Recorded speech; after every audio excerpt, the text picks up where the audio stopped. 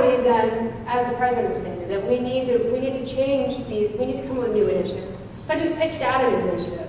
And I think that what I'm trying to do is say that kids really need scientist role models. And scientist role models don't need to be a bunch of nerds. We're actually a bunch of really cool people.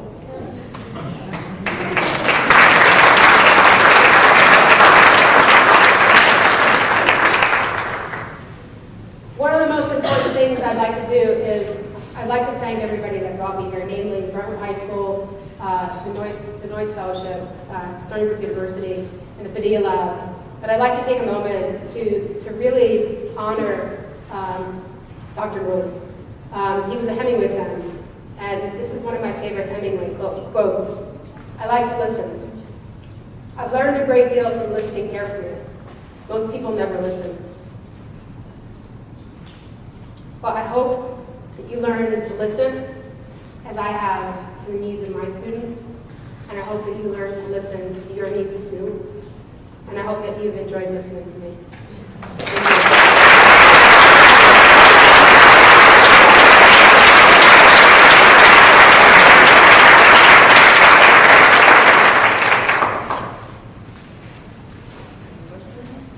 So many questions? Yes? Yeah, oh my gosh, rock. But I just want to know, like, you're not as inspiring as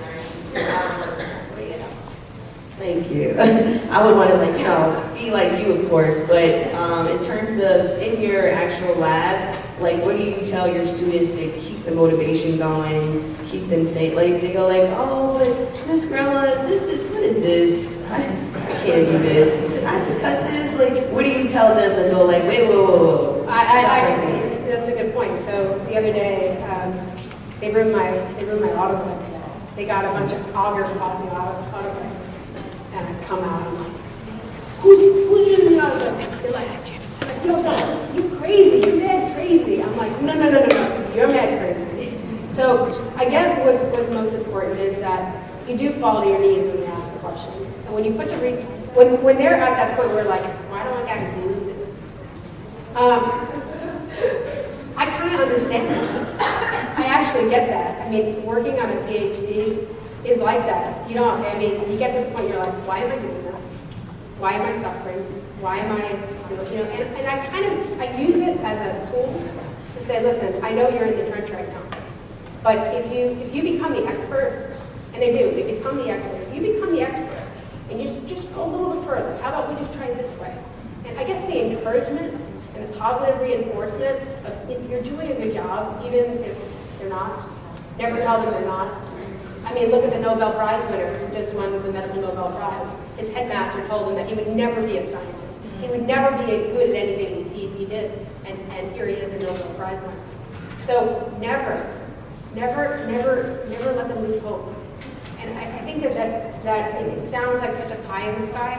You know what? So many of us are so quick to judge and say, oh, that sucks. That's a stupid idea. But no, never lose hope. Come on, let's take it a little further, or let's redirect it. Let's make it a little bit easier for them. And you do. You try to make it a little easier. And you kind of question it. You lead them a little. You guide them. Wow. That's all I need to hear. Thank you. Yes? A couple things. One, can you briefly just tell us how Samantha ended up being in the healthcare family? I'm curious about that. And the class, the teaching you're doing, is it in a classroom or is it an extra family you're doing? Is it in a regular science class? Okay. So the question was, how did Samantha get a house? Followed by, how do I do this? Is this a regular classroom? So Samantha obtained a home by first garnering the notoriety of becoming the Cal semifinalist. When the announcement was made, she was living in a homeless shelter, so fourth or fifth day in the shelter. And when we called her, she was at the shelter that day. So we find out in the high school, and then she's not in school, so we can't disclose where the shelter is. I said, Sandy, I'll come pick you up. So what then happened was Steve Malone, the county executive, there was a house that just had flipped, and there was no lottery in it. So most homes have a lottery system so that you can't just throw any individual family into the house. This home didn't have a lottery. So we were able to move her into that house with her family. And they pay a rent for that house, so it's not that they don't own the house per se. So it's that they live in a county, a county house, and they pay rent to the county. The second question is research science is an elective at the high school. It runs 5 periods a day. I right now am the jack of all trades, so I kind of run around and do everything. I manage the budget, so I'm kind of running out of energy to do it, but hopefully I'll be able to bring in a scientist. That's my goal, get an NSF-funded scientist to come on and work with me. But more importantly, this class is offered 5 periods a day. It is an honors class. It is an elective. So yes, you're getting your top students. And this year I found out that the top 10 students were all in research.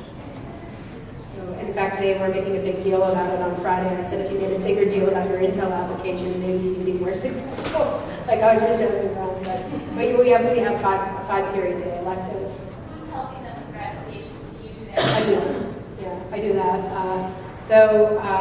The application consists of several parts. It's the research paper, of which they are the experts.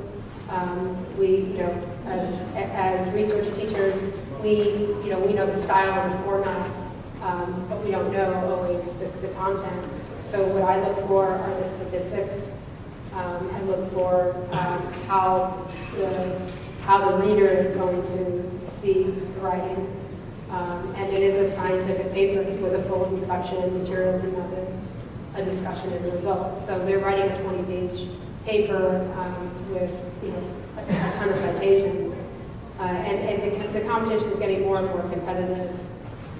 But what's really cool is that if we do more of these questions from the high school, we can develop more project-based learning that is kind of tied into questions that researchers are asking at the university, but not like a canned project that a researcher might give a student to work on over the summer. So it really gives the student the authentic ability to be independent and that authentic research experience, because they are the expert on their system. They take care of their modules. They take ownership, as opposed to, again, being given a project. Yes? Do you feel like the research experience helps them to find more value in their classes because there's a plan for after high school? Absolutely. I've recently started tracking where my students are going. Where are they?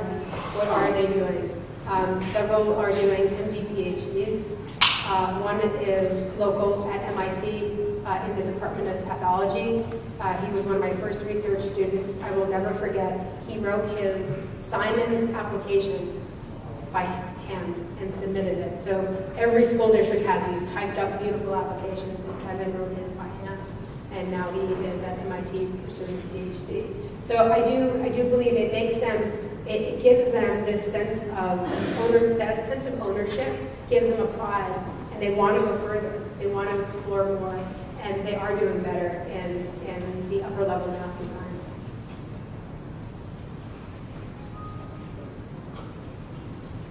All right, last one. I was just going to ask, I love what you're doing. I think it's so nice to hear that, there's so many things we can do to encourage change our teaching and encourage students. You're actually making scientists, and it's wonderful. How do you suggest replicating what you're doing? You have a blog where you talk about your lessons learned, or something that is to be replicated across the country? It's interesting. I'm not a real self-promoting person. I don't actually have a blog. I'm barely impossible to get into with Facebook and all that. I mean, I have Facebook, but I don't really use it. But it is something that my colleagues and I have talked about how to do this in a way that would be affordable and effective for other people. And recently in Washington, D.C., this came up. And if you want to talk about disparity, I was with a woman from Alabama who didn't even have supplies to do a lab. But yet here I am up in New York, even in like underrepresented district, but I have all the supplies. It's like, I just want to send her my stuff.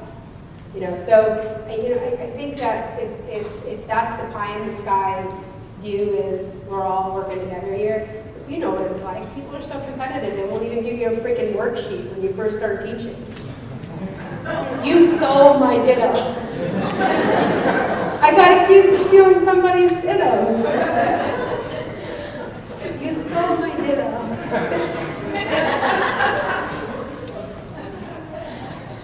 Sorry. Yes. Your students' research questions start from the classroom, or how does that get going? The research questions start in grade 10, and we tailor them from 10th grade to 12th grade. Sometimes they stay on that question. Sometimes that 10th grade question is just the introductory question. It is a chaotic mess, I will be completely honest with you. If you came into my classroom, you'd go, what are you doing? So the classroom and the lab are all connected. I have the modules in the back lab. The lab's pretty big. It's like, I would say, half the size of this room. So we have a lot of space. Yes, we start in 10th grade, and that 10th grade question that gets tailored out. If they choose to do something outside of the lab, then I do have people that are willing to take them in at Stony Brook University. But what I like to do is bring Stony Brook right into the classroom by bringing like the harmful algal blooms, by bringing in the clowns and the Asian short guys. So, but tailoring. Okay, unfortunately, we have to move on. Thank you so much. Thank you.